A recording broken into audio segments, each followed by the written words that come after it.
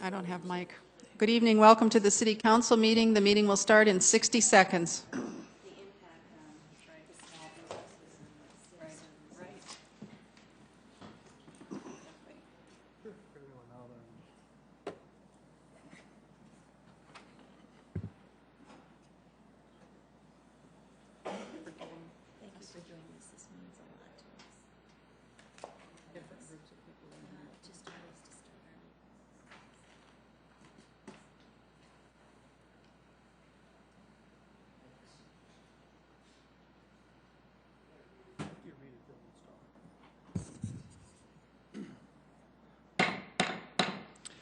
Well, good evening, everybody, and Happy New Year to you as well. This is Wednesday, January 2nd, and this is your City Council meeting. And first of all, I'd like to introduce you to your City Council.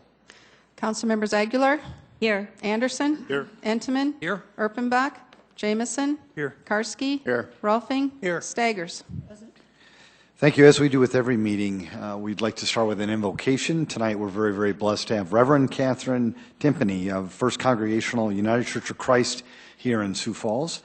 After Reverend Timpany is done with the prayer, we'd ask you to remain standing for our Pledge of Allegiance. Reverend, welcome. Thank you. Will you be in a spirit of prayer with me? Holy One, as we gather in this new year, we give you thanks for the wide diversity of people who have found their way to our city to live and work.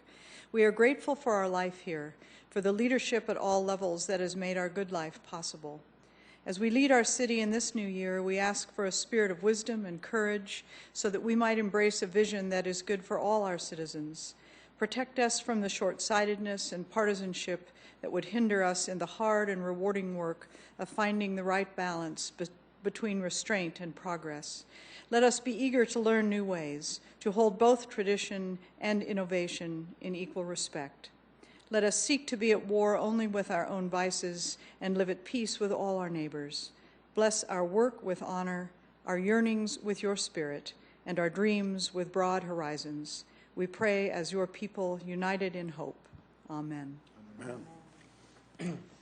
I pledge allegiance to the flag of the United States of America and to the republic for which it stands, one nation under God, indivisible, with liberty and justice for all.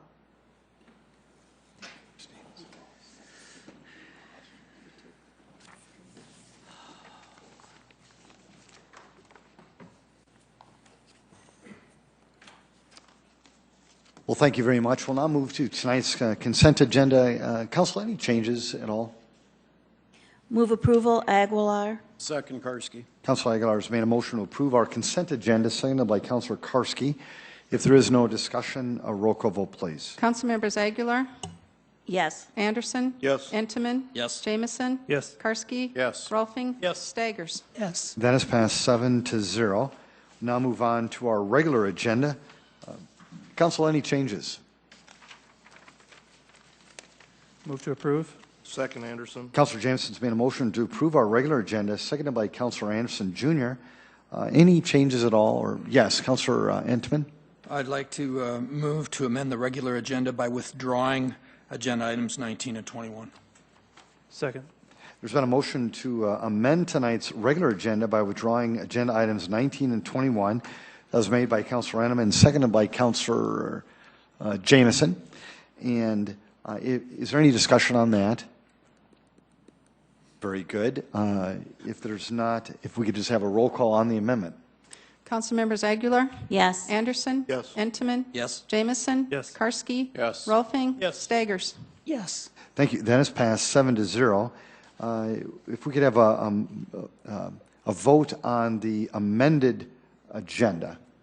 Council members Aguilar? Yes. Anderson? Yes. Entman? Yes. Jamison? Yes. Karski? Yes. Rolfing? Yes. Staggers? Yes. Thank you. That is passed 7-0. Again, welcome. It's nice to have you all here tonight. This is an opportunity for you to engage the council. If there's anybody who wanted to come forward to speak for up to 5 minutes, we'd certainly like to welcome you. Welcome. Ms. Staley?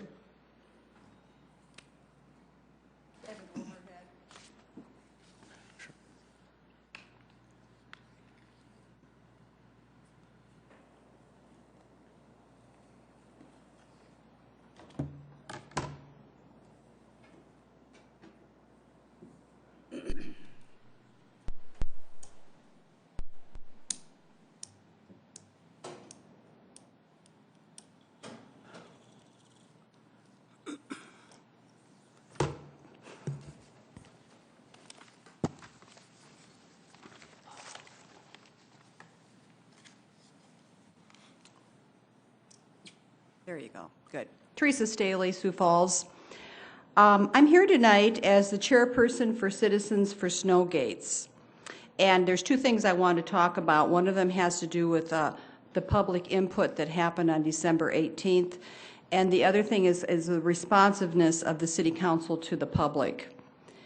And I want to start out by saying thank you to Councilman Kermit Stagers. On December 18th, there were many people who came for the Snowgate vote. Many people here who had never been to the council before. And you know, that's really exciting to have people involved. Isn't that what we're about here? We want to encourage people to come. And we came with the understanding we would be able to give our testimony in favor of having that 2013 vote. And Kermit, when we were told that we would only be given 20 minutes, Councilman Stagers did try to stand up for us. And I deeply appreciate that. And I know the people who were here appreciated that as well. And so thank you. And also a thank you to Greg Jameson. Today at the 4 o'clock, Greg did also express his concern about the discrepancy of how that is handled with different entities. And he also eloquently spoke on KSFY tonight about that as well. So I think that it's a very important issue. And I have listed on the overhead several things that different meetings that I've attended when that 20-minute thing was not implemented. One of them was when we increased our sales tax a few years ago for their developers for arterial streets or roads. There was unlimited public input for that. 2 summers ago, when we increased our water and sewer rates double digits, there was lots of public input allowed on that. When you had the event center location vote, lots of public input on that. And recently you had the texting ban, so lots of public input on that. So in fairness to the citizens, I'm hoping that this will be clarified and everyone will be treated fairly in the future. The next thing I wanted to talk about is the relationship between the council and the citizens. And I want you to know, we worked these last months collecting these signatures. It was a legal action. We felt strongly about it. And I want you all to know that when we were out there doing that, we held you in high esteem. We didn't say anything negative about the council or about the mayor. We did state the fact that we felt that some of you did not support Snowgates and that the only way this would ever happen for our city was to collect these signatures. We worked very, very hard. I want you to know that. I was so disappointed at how we were treated at that meeting on December 18th. Many people called you to give their input to you during the weeks before that vote. And I want to say thank you to those of you who responded. And I know that this is a part-time job for you. You get, I think, $16,000 a year to do this. But as an elected official, we expect you to be open to hearing from us. I know there are many groups of people who call out to you and you respond to them.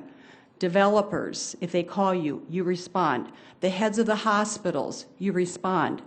The department heads, you respond. The mayor, you respond. But we all matter in this city. And we had 8,000 people who thought this was an important issue, and they reached out. And some of you responded and some of you did not. So you can't make good decisions if you're not hearing from the people. And as we grow as a community, I'm committed to saying, how do we get people informed and involved so they know what's going on down here? What are we spending our money on? What kind of votes are happening? Many people don't know, and it's so important that they do know. So I just want to say thank you again to those of you who did respond and who listened, who showed respect to all of us, even though you may not agree with it. And lastly, I want to say thank you to those of you who voted yes for 2013. And I know some of you didn't support that, but those of you who said yes and respected us, you are the heroes for all of the Snowgate supporters. So thank you so much. God bless you all. Thank you. Folks, is there anyone else who wanted to engage the council tonight? Well, very good. We'll now move on to item number 20. Item 20 is a new 2012-2013 packaged malt beverage license for Dolgen Midwest LLC Dollar General Store number 10699 to be operated at 1609 East Rice Street. Item 22 is a transfer of a 2012 retail wine license from Zing Incorporated Zing, 524 North Main Avenue, Suite 110, to Zing Incorporated Zing, 301 South Minnesota Avenue, with the conditional use permit 2012-0902 being approved on October 3rd, 2012. Item 23 is various retail liquor, packaged liquor, and retail wine license renewals for 2013 to be operated at various locations in the City of Sioux Falls, South Dakota, identified as Exhibit E. Jamie? Good evening. Jamie Palmer with the Licensing Office. Item 20 is just a request for a packaged malt beverage. If you remember, on October 16th, 2 other locations were approved, and this is their 3rd location that they want to get that license if you guys approve. Item 22 is a request for that company. They moved to a new location, so they need to formally request to transfer that wine license. Item 23 includes renewals that have had an underage sale violation in the past 12 months. I want to point out that Lieutenant Mixel from the Police Department is present if there are any questions that he can answer for you. Also, I must mention that Exhibit E indicates that Melanie Liquors, Inc., Skyway Liquors, had a violation in 2011. However, that was my error, and I offer my apologies. Skyway Liquors has only had 1 violation, and that was on April 26, 2012.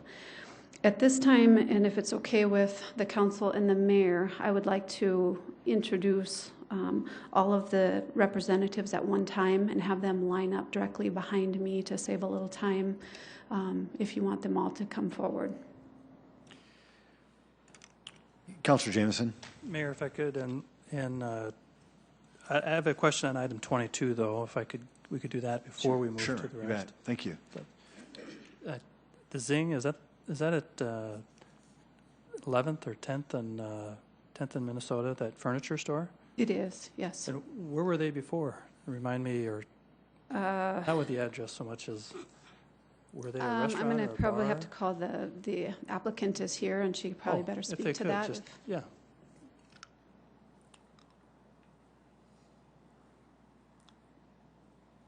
Hello, Julie Flannery Allen. We were next to Oh My Cupcakes on 4th and Main, or 5th and Main. Okay. 4th and Main. And there was a conditional use permit. You're abiding by all those rules. Did I catch that right? Yes. Okay, I'm seeing that. And it's a furniture store now, right? Was it before? No, it's not a furniture store. Well, it's one of the things that we do. We are, our whole thing is about creativity and design, and furniture is just one of the ways that we express that. Oh. And so we also have workshops and gifts and a variety of other items. Okay. Now it's coming together. All right, good luck. All right, thanks. Any more questions? That's it. Thank you. Jamie, rather than having everybody stand on a line, how about, can we just bring them up one at a time and just have them be ready to go? And why don't we start with High V? Would that be appropriate? Yes. John Greason is the representative. John, would you come forward? Thank you. Welcome, John. If you wouldn't mind, just kind of give an idea of what it is that High V is doing to prevent this from happening again in the future. We'd appreciate Absolutely. that. Thank you, John. Thank you for your time.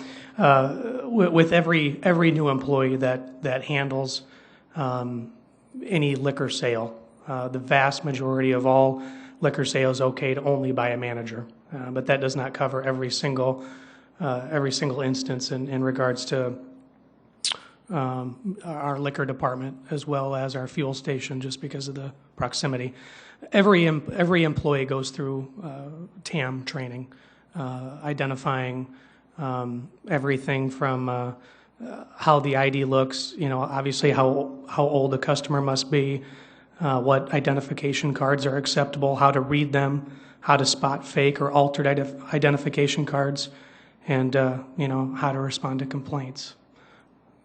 John, that's the basics. Thank you. One of the questions that's always asked is, what happened to the employee? Would you mind? Unfortunately, we outline in all training, if an employee does sell, they lose their job. They are terminated immediately, and that's what happened with that individual, unfortunately. Thank you, John. Councilor Karski. Question, Hy-Vee's obviously a large store, numerous checkout counters, numerous cashiers or checkout people. It'd be easy enough for anybody to put in a birth date that would make it look legal. Are all employees locked out, or is there a certain way where only managers can access a key or whatever to enter that birth date? Right, and there's a 3-digit code that you have to have in addition to a password.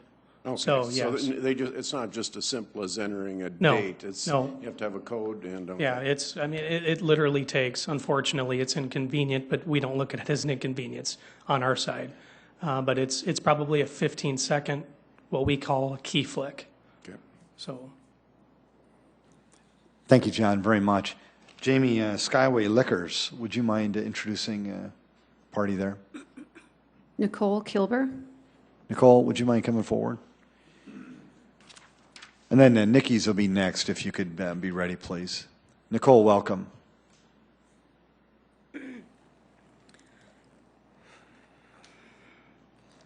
Nicole, hi. If you would just let the folks of Sioux Falls know what it is that Skyway Liquors is doing to help prevent this from happening again in the future.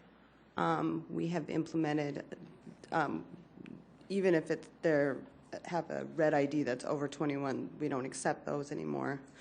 All my employees have been TAM certified, and all new employees will be TAM certified.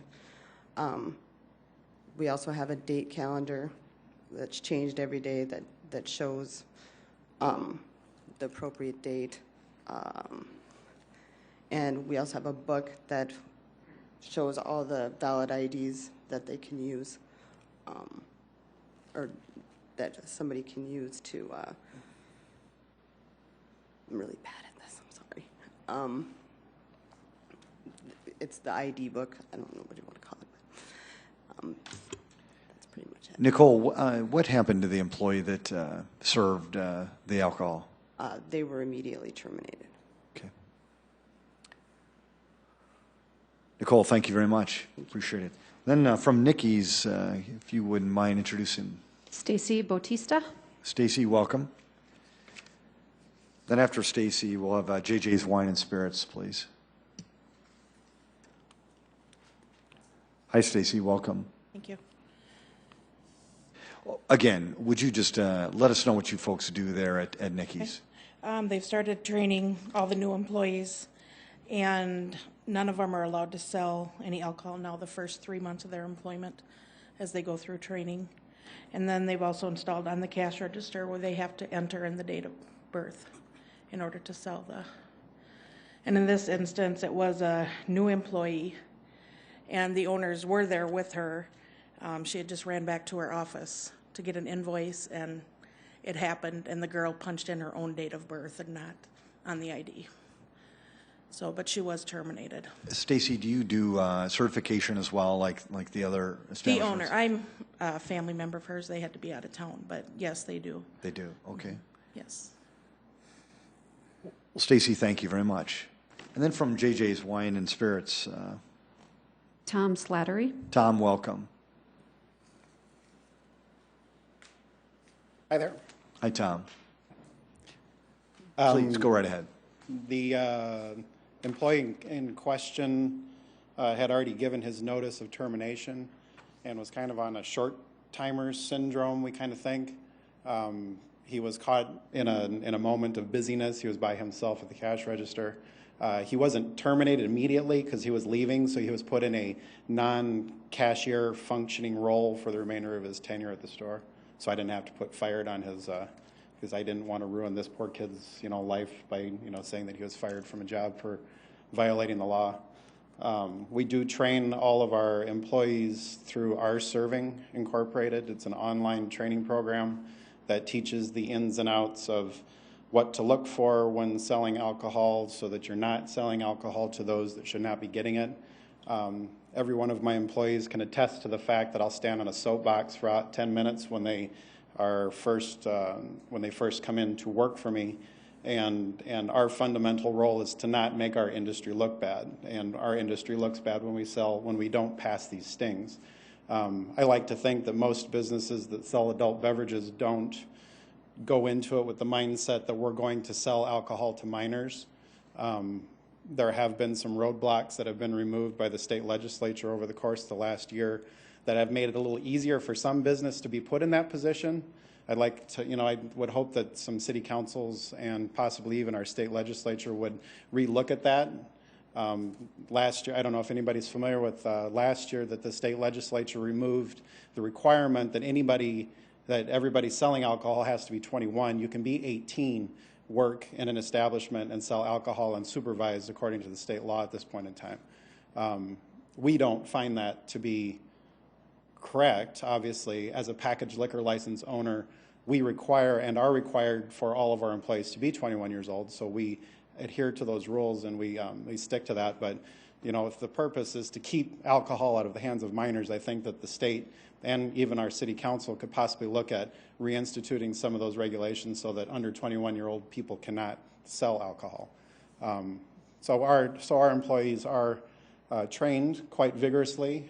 Like I said, this was a moment of weakness for one individual who was on basically short-timer syndrome and really didn't have, the forethought to ask the girl for her identification. But we do our best to make sure that it doesn't happen. Tom, thank you very much. You're welcome. Appreciate it. And then from Munchies, please. Mike Weirkamp. Mike, welcome. Thank you. Thanks, Mike. There's been, Misty's owned the store for over 12 years, and we've worked hard diligently to make sure everybody cards. I mean, I have 6 kids. We do not want to sell to minors. Going to have to tell you the truth, this is going to be very embarrassing for the city or who runs the work release program. County? It was a county inmate? Okay. Okay. Minnehaha County, then yes. So we had an employee that had been working, say, diligently for us for a year and a half, hasn't ever sold to a minor. And in knowing so, she had to do some time for some DWIs, whatever. And upon doing so, she was on a work release program. And we knew she wasn't drinking because if you're going to go back, you're going to blow and you're going to get caught. Well, little did we know that it's a random drug test. So in the event of the sale that evening, and I viewed the video, she was definitely on something. And there's random drug tests at the work release program. It's not mandatory when they go back. And she was messed up. And in checking an ID, and she's been told a red ID is a no sale. Inadvertently looking at the ID, and then looking at the ID, and then handing it back, she made the sell. Random drug test. Well, we know a gal up there, so we said, you might want to randomly drug test this gal. Of course, she checked out positive. So, in turn, believe me or not, she texted her boyfriend and said, I'm screwed. They just gave me a UA or whatever you call it test and whatever. And the thought process must have hit. She's on a prescription drug, so she told him she's on a prescription drug, tested it out. Okay, yeah, you're on a prescription drug, you're fine. More or less everything's okay. The state of South Dakota did not even sentence her any longer. In 2 days, she was out on work release again.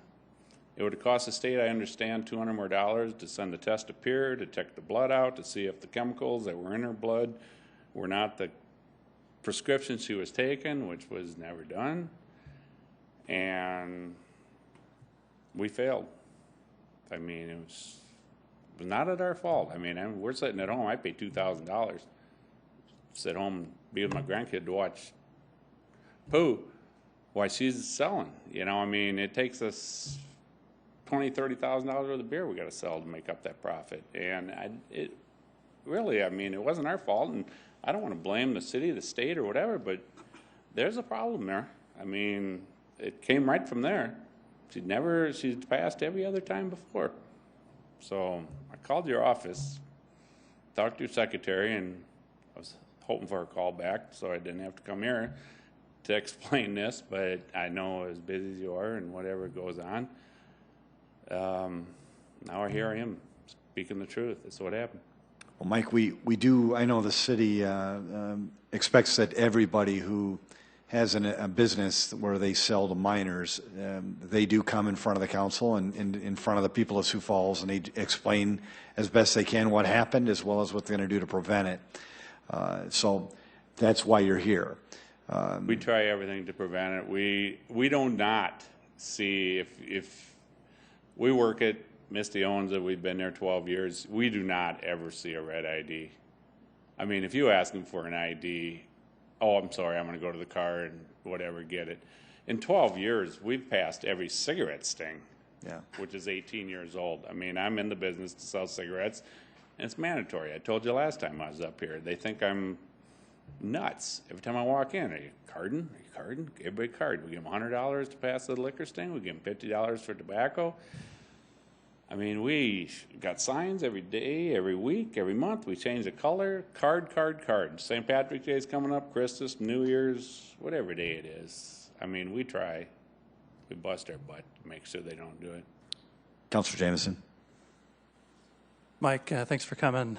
A question for you. This is just for you, I suppose, as a small business owner, and Misty maybe as well, but the thousands of dollars you've now had to pay in fines and all that work you do in training and educating your employees, how would you feel as a small business owner if you were required by the state to spend $3,000 for a machine that you had to scan every time you sold alcohol, and the transaction could not be completed unless you scanned it? There's no escape clause, there's no bypass. Just as a small business. The mandatory $3,000 for each business to be able to sell liquor, and I would say it'd be a small investment. But I don't think that's going to still win it over, because they're going to bring in somebody else's ID and whatever. It's not the IDs. It's not the people coming in that are too young to buy it. It's, believe it or not, it's the older ones buying for the younger. You all know the trick. And it's stealing it. I mean, we've never had anybody come in, like I say, if they want to buy liquor and they're not old enough, sorry, I don't have an ID. We've never seen a red ID. This gal looked at this ID and it's like, you couldn't tell red from blue from green. I mean. Well, the question, Mike, really is just that all this work you do could be eliminated by electronic device. And we're struggling with this issue on a council level. And I'm just wanting to get some feedback directly from somebody who has struggled to make this work and has done all the right things, but still you fail. If you had another way around it, it cost you money, but you would avoid paying a $2,000 fine. For what we paid in fines over the last 12 years, like I said, a small investment. But you know what? What happens when the employee's sitting there all stoned and whatever else and decides not to run it? I mean, that's where I'm getting at. I can't sit home. I mean, we put our cameras on internet now so we can watch them all day long. Instead of sitting there watching Pooh with my grandkid, I'm watching my employee on the internet. Getting a little old. But I hear where you're coming from. I don't see any reason why a business wouldn't spend $3,000 and say that's going to fix the problem. We'd buy it. I don't know why the city just don't give us one, and then we'll all run them. Well, Mike, thank you very much. And just a heads up, and again, please understand, if it happens again, the council would like you to come forward again. And I know you'll do your best to make sure that doesn't happen, but it is the process that the council has wanted to follow. I don't think that anybody's trying to embarrass you or anything like that. I think the goal is to, the council has limited authority in what they can do because of state law. And so the one thing that they do have the authority to do is before they approve any business for this license or for this ability to sell alcohol, they just want to know from the heart, from the head, what it is that you're doing to try to prevent this. And like you've done today, you did a great job. And but again, if it happens again, they'll invite you back. So well, it's the same thing as what I'm saying. I mean, call it the county or somebody's got a problem if these people know they can go back and not get drug tested every night. I mean, I've hired people off the 24/7 program. If you want to get that program straightened out, have them come in at lunchtime. Yeah. I mean, I've had some people there too that drink from 8 to 10, quit drinking, go back and blow at 5 or 6. Have them going at lunch. If they're on a program, get them every 3-4 hours. I mean, sure clean it up a little better. Thanks, Mike. Yep. Thank you. Have a good night. Okay, thanks. Council, any further discussion on these items? Yes, Councilor Entenmann. Mr. Mayor, I would also like to thank you and thank those people that did come up here. The council really does look at this seriously. We are very interested in finding out what programs you do have. It's terrible for us to have to be up here and have a parent comes up because somebody, whether right or wrong, purchased some alcohol and as a result there was an accident. And of course, socially we deal with this all the time. I deal with it with my business the same way. And we do have a responsibility. And I understand everybody out there as a business person, and as a business person, we don't want our business to fail, and we don't look at that as a model for our sales. And I do appreciate you coming forward. But we have made it an effort to ask people and to quiz people about their plans, and we will probably continue to do so. Just like the police always like to have security plans, Jamie always requires those too, and we appreciate the efforts that everybody goes through. Thank you, Mr. Mayor. Councilman, and with that in mind, would you mind making a motion to approve? I move to approve. Thank you. Second, Karski. Thank you, Councilor Karski. There's been a motion to approve these items and has been seconded as well. If there's no further discussion, a roll call vote, please. Council members Aguilar? Yes. Anderson? Yes. Entenmann? Yes. Jamison? Yes. Karski? Yes. Rolfing? Yes. Staggers? Yes. That is passed 7-0. Item 24. Item 24 is deferred action from the City Council meeting of November 2nd, 2012, second reading. An ordinance of the City of Sioux Falls, South Dakota rezoning property at North Cliff Avenue and East First Street from the I-1 Light Industrial District, I-2 General Industrial District, and the RD Residential District to the RS2 Residential District, petition number 2012-0914, and amending the official zoning map of the City of Sioux Falls. The Planning Commission recommends approval. Jeff?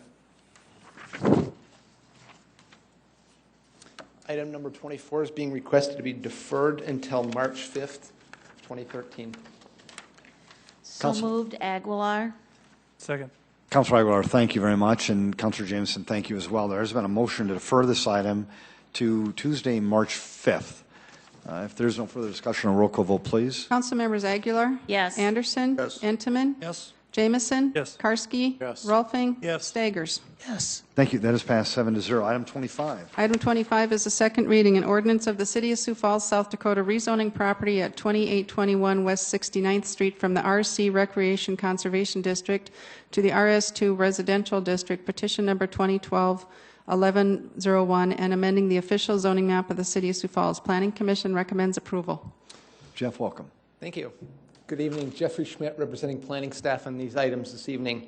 The property owner and representative for this applicant is the property owner to the east, Van Buskirk Companies. They own this property in question. It's currently zoned RC, Recreation Conservation. They'd like to rezone this 2.5-acre parcel into 7 single-family lots, very similar to the single-family residential lots that they have to the east.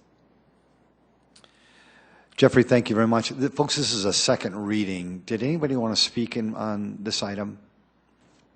Very good. Council? Move to approve, Entenmann. Second, Anderson. Councilor Edmonds made a motion to approve item 25, seconded by Councilor Anderson, Jr. If there is no discussion, a roll call vote, please. Council members Aguilar? Yes. Anderson? Yes. Entenmann? Yes. Jamison? Yes. Karski? Yes. Rolfing? Yes. Staggers? Yes. Thank you. That is passed 7-0. Item 26. Item 26 is a second reading, an ordinance of the City of Sioux Falls, South Dakota rezoning property at 322 East 8th Street from the I-2 Heavy Industrial District to the C3 Central Business District, petition number 2012-1114, and amending the official zoning map of the City of Sioux Falls. Planning Commission recommends approval. Jeffrey. This is on the east side of downtown. The applicant is Koch Hazard Architects, and the owner is Erica Billion. It's a small half-acre parcel that's currently zoned industrial because it's next to railroad tracks, and this has been an industrial area in the past. They are proposing to rezone it to C3, Central Business District Commercial Zoning, very similar to the downtown, which is also C3. What that would allow them to do is be a mixed-use commercial development business. They would be able to have non-residential office commercial on the main floors with lofts on the upper floors of this building.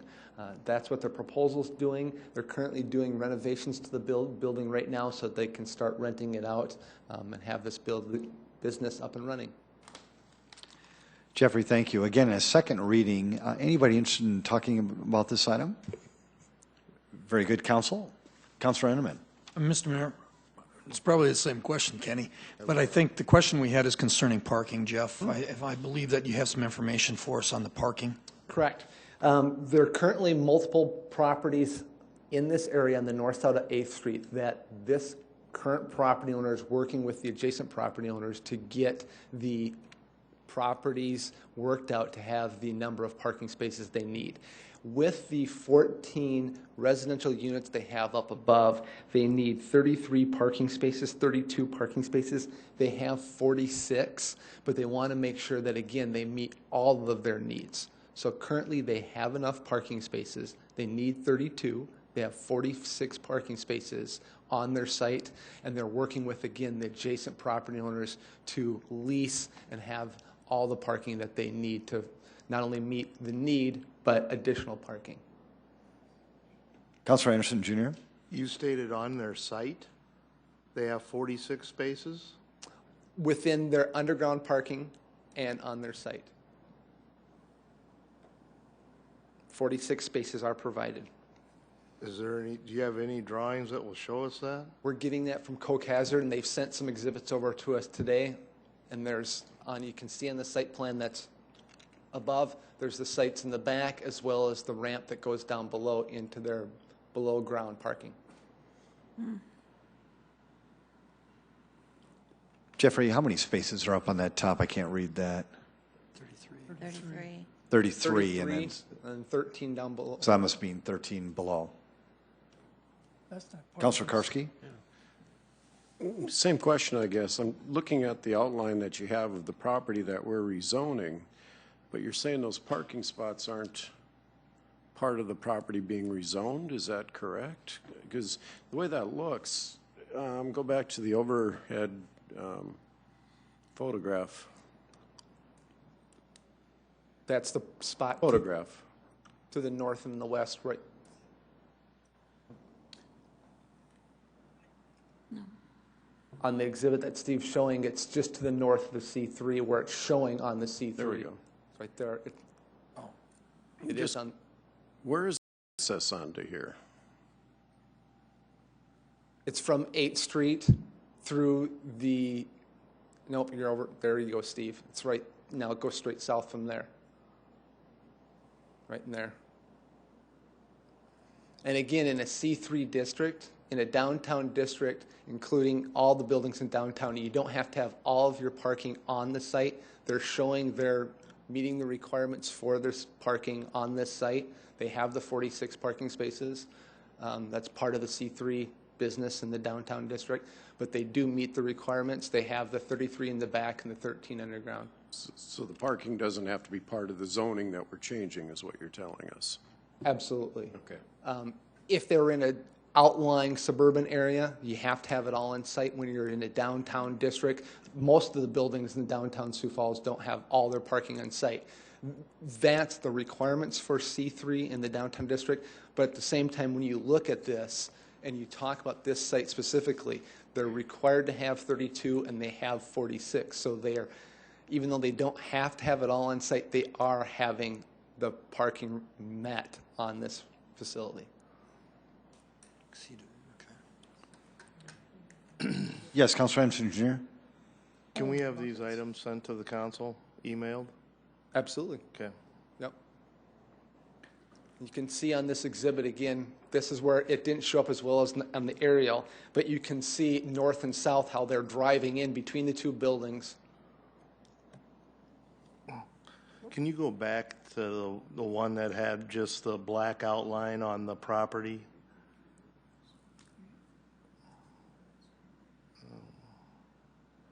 No, right there. There one satellite view of that also, there was one? Yep.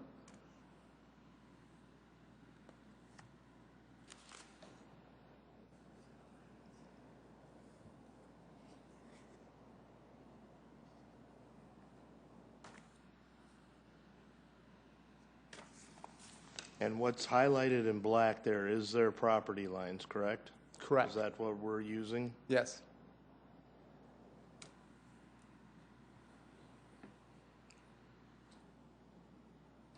Well, Council, very good. And would anybody have any more questions, or would anybody want to make a motion to approve? Move to approve, Entman.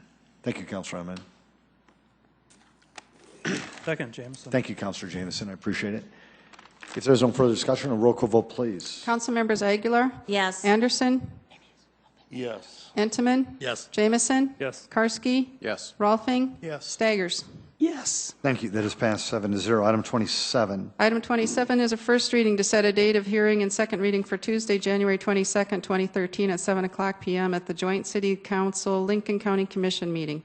An ordinance of the City of Sioux Falls, South Dakota, amending the Code of Ordinances of said city by rezoning property at the southwest 1/4 of the southwest 1/4 and the southeast 1/4 of the southwest 1/4 of Section 20, Township 100 North, Range 50 West, Lincoln County, from the AG Agricultural District to the C Commercial District. The Planning Commission recommends approval. This area is in our joint jurisdictional area. It is not in the City of Sioux Falls growth limits. Okay, so it's in the area that's, again, outside of our limits. You can see on this aerial picture above where there's the city limits, but we do not have future utilities out to this area. So it's really a situation where Lincoln County is trying to look at what the future development is for this T interchange. That's what you see over to the west is the industrial development. In the last, I think, 1.5 to 2 years, that industrial development area was rezoned from industrial to commercial, because that's really what's happened more often than not in that area. So this applicant's coming forward and also rezoning their property from ag to C commercial in Lincoln County. And that's what's going forward to the joint bodies at your upcoming public hearing.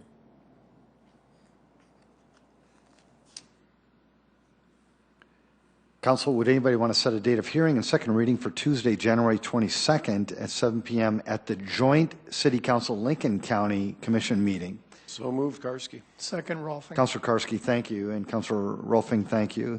If there is no further discussion, a roll call vote, please. Council members Aguilar? Yes. Anderson? Yes. Entenmann? Yes. Jameson? Yes. Karski? Yes. Rolfing? Yes. Staggers? Yes. Thank you. That is passed 7-0. Item 28. Item 28 is a resolution establishing a pay-for-performance program for the City Council appointed positions of budget analyst, city clerk, internal auditor, internal audit manager, and legislative operations manager. Jim, welcome. Good evening. Jim David with the Sioux Falls City Council office. This item is an annual resolution that adjusts or increases the council staff's salary and current pay to 2%, which is the cost of living adjustment. This resolution is passed. It will mirror what has been done for the general employees. Thanks, Jim. Is there anybody in the audience who wanted to speak to this item? Very good. Council, comments or motions? Move approval, Aguilar. Second, Entman. Councilor Aguilar has made a motion to approve this item, seconded by Councilor Entenmann. If there is no further discussion, a roll call vote, please. Council members Aguilar? Yes. Anderson? Yes. Entenmann? Yes. Jameson? Yes. Karski? Yes. Rolfing? Staggers. Yes. Thank you. That is passed 7-0. Item 29. Item 29 is a resolution approving the special assessment roll for the Main Street Business Improvement District in the City of Sioux Falls, South Dakota. Brent, welcome. Okay, thank you. Good evening, Mayor and Council. Brent O'Neill with the Community Development Department. Item 29 is asking for the Council's approval of a special assessment levy for the Main Street Business Improvement District. The map up here shows the area that it'll cover. It's about 450 acres, or about 250 properties that would be affected by the resolution tonight.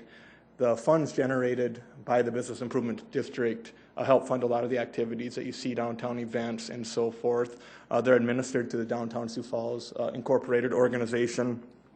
And Jason Dennison, their president, is here tonight to speak to that as well. A couple points I wanted to note before I pass it over to Jason. One, the resolution you'll be voting on tonight has a cumulative assessment of $145,000 on roughly 250 properties. The maximum assessment on any one individual property is $1,700. We've had this in place since 1989, so this is the 23rd year that we'll be looking for support of this for our downtown area. One last thing I want to point out is that we took this to the bid board, the advisory body that reviews and makes recommendations to the council. We did that in November, and they did give their blessing and recommend that the council approves this resolution. With that, I do have Jason here. If you want, I can bring him up right now. Jason, did you want to add anything? No, I'd be happy to answer any questions. Very good. Jason, before you do that, I was just going to ask, is there anyone else in the audience who wanted to speak to this item before I turn it over to Jason or to the council? Very good. Council, any questions of President Jason Dennison or Brent? Yes, Councilor Anderson Jr. For Brent, please. Brent? Brent, last couple of years we've been looking at this assessment and everything, and I think we had some businesses that were balking at paying the assessment roll. How are we standing as of today? I think we're doing a lot better. I think the communication, first off, has become a lot better, and we're trying to be more cognizant of what we're doing with these funds, so we're communicating that with others. And I think we're just trying to hear and learn from what we have heard the past couple years and using the program better. Okay, and since we don't have anyone here, I will ask a question. Did we have any businesses that expressed any concerns or anything about the usage of the funds? We did a mailing to all the properties that were going to be affected, and we had maybe 5 or 6 people attend the bid board meeting in November. Aside from informational comments, no one objected. And then I would say in the interim between that board meeting and tonight's meeting, we probably took another 5, 6, 7 calls. And again, those were primarily of the informative nature. So there wasn't that I took note of, or anyone in our office, that there was opposition to this tonight. Thank you. Councilor Anderson Jr., very good questions. With that in mind, would you mind making a motion to approve? Move to approve. Second, Karski. Councilor Anderson Jr., thank you. There's been a motion to approve. It has been seconded by Councilor Karski. If there are no further questions or comments, a roll call vote, please. Council members Aguilar? Yes. Anderson? Yes. Entman? Yes. Jamison? Yes. Karski? Yes. Rolfing? Yes. Staggers? No. That is passed 6-1. Item 30. Item 30 is a resolution amending the 2013-2017 capital program. Good evening, Mayor and City Council. Trent Lewers with the Office of Public Works. The item before you tonight is an amendment to our capital plan for the Water Purification Fund for 2013 through 2017. It's essentially 3 different items. The first item on this capital amendment is $150,000 to start design work on some long-needed improvements that need to be happening at the water purification facility and at the water maintenance facility. Some of the things that are included is securing inventory area, women's locker rooms, HVAC, boiler improvements, those types of things. The second item on there is $240,000 for flow control valves from the outside pressure zone. If you think about the city as an inside and outside pressure zone, if you look at the interstate system, that's a different pressure than we run the outside pressure zone. What these flow control valves do is they allow us to move water from the outside to the inside. There'll be automated valves that'll be sitting in 3 separate locations, 2 on the west side, 1 on the south side near Cliff Avenue. And they'll be able to control those from the facility. So those larger volumes that we take from Lewis and Clark water, we'll be able to move those throughout the city more effectively. And the water that we have in the outside pressure zone will be able to move into the inside. And the last item represents what's called a Smith tapping machine. We have 2 of these in the Water Maintenance Division, and it allows us to, it's a Smith tap, it allows us to tap new water mains with new pipes.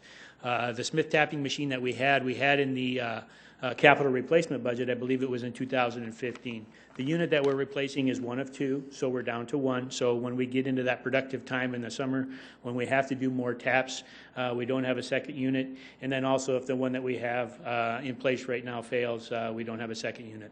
The unit that we have, we purchased for $1,200 in 1950. So preventative maintenance certainly has gotten us useful life out of this unit, but we cannot find replacement parts anymore. So it's time for us to replace it. So $30,000 is a fair estimate as far as what it would cost us to replace this unit. And I'd be happy to answer any questions.